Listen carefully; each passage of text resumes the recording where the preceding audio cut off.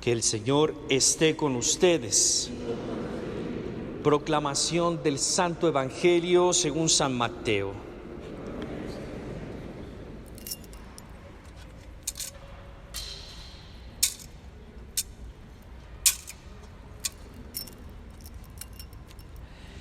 En aquel tiempo Jesús tomó consigo a Pedro, a Santiago y a Juan, el hermano de este, y los hizo subir a solas con él a un monte elevado. Ahí se transfiguró en su presencia. Su rostro se puso resplandeciente como el sol y sus vestiduras se volvieron blancas como la nieve. De pronto aparecieron ante ellos Moisés y Elías conversando con Jesús. Entonces Pedro le dijo a Jesús: Señor, qué bueno sería quedarnos aquí. Si quieres, haremos aquí 3 chozas, una para ti, una para Moisés y otra para Elías. Cuando aún estaba hablando, una nube luminosa los cubrió y de ella salió una voz que decía: Este es mi Hijo muy amado, en quien tengo puestas mis complacencias. Escúchenlo. Al oír esto, los discípulos cayeron rostro en tierra, llenos de un gran temor. Jesús se acercó a ellos, los tocó y les dijo: Levántense y no teman. Alzando entonces los ojos, ya no vieron a nadie más que a Jesús. Mientras bajaban del monte, Jesús les ordenó: No le cuenten a nadie lo que han visto, hasta que el Hijo del Hombre haya resucitado de entre los muertos. Palabra del Señor.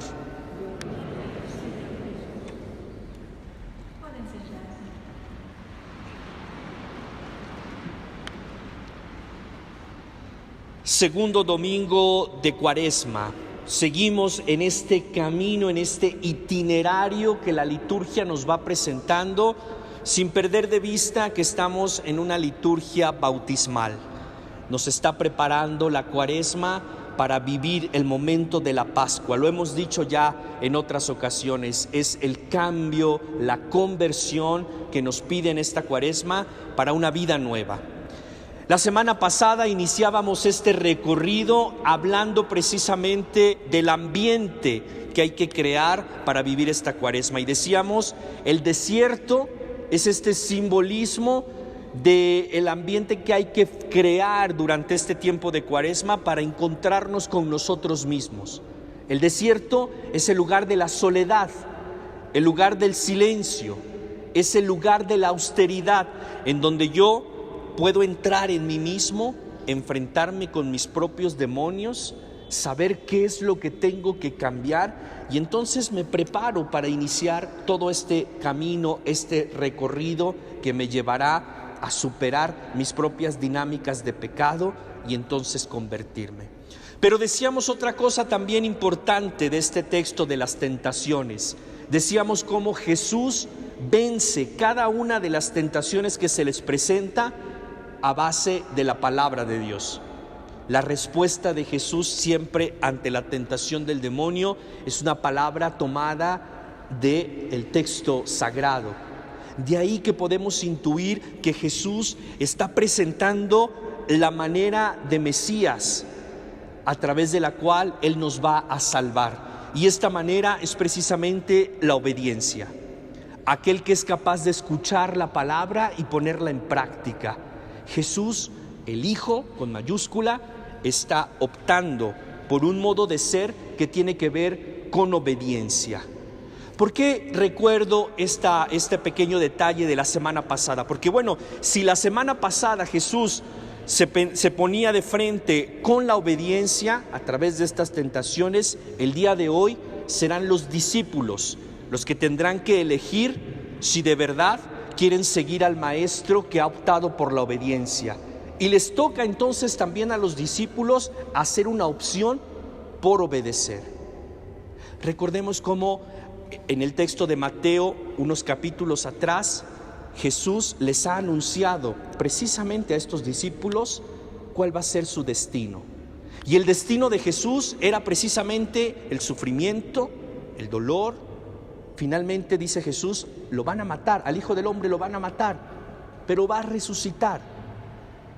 Jesús anuncia a los discípulos la pasión, y esto no les gusta a los discípulos. ¿Recuerdan? La postura de Pedro fue decir: no, Señor, a ti no te va a pasar nada de esto. Y la respuesta de Jesús es contundente. Atención, porque es una de las respuestas más duras que hay en el Evangelio.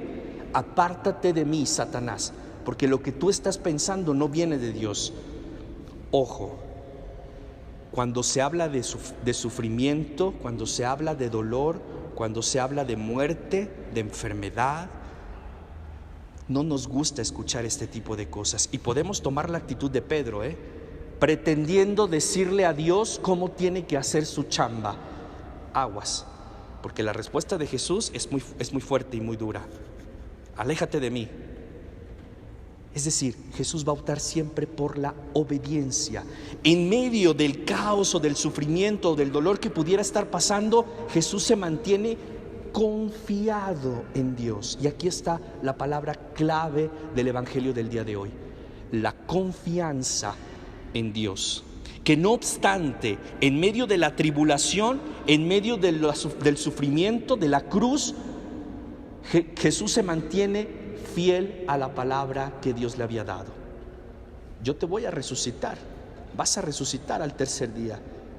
Y no obstante todo esto, Jesús se mantiene fiel.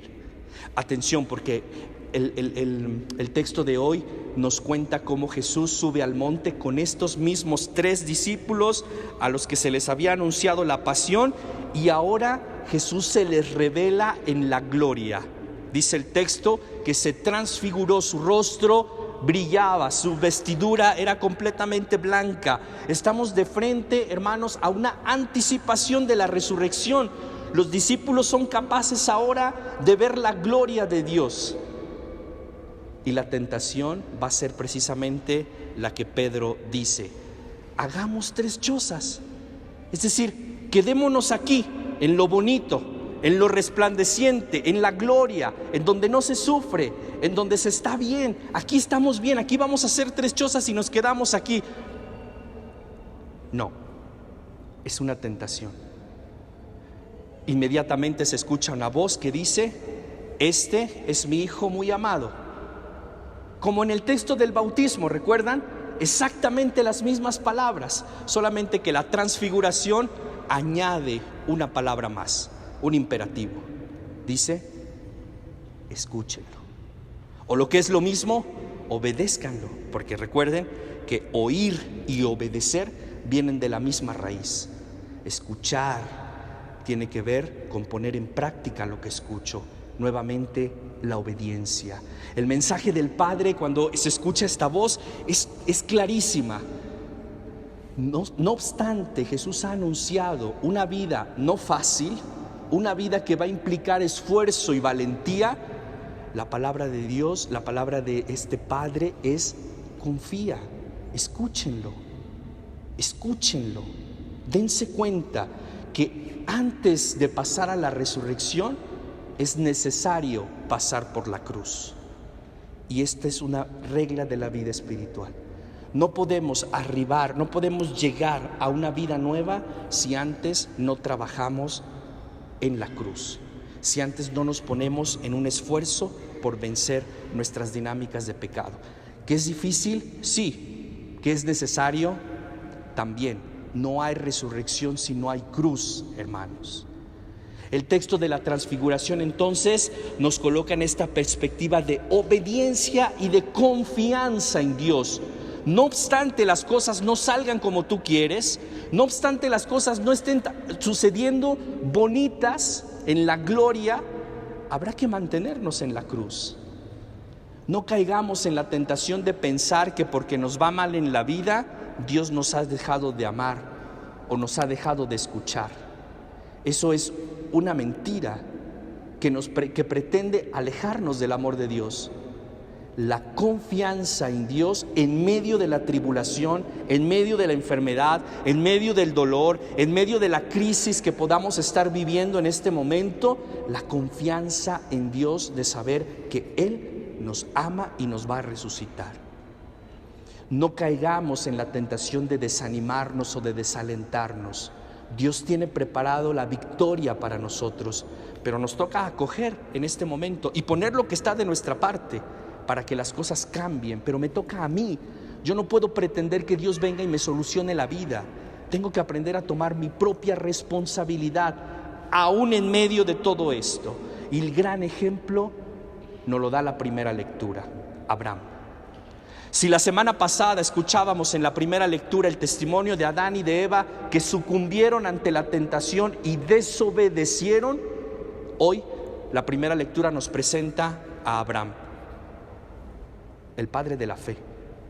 Deja tu casa, deja tu familia, deja tus amigos y vete, porque yo te voy a dar una tierra.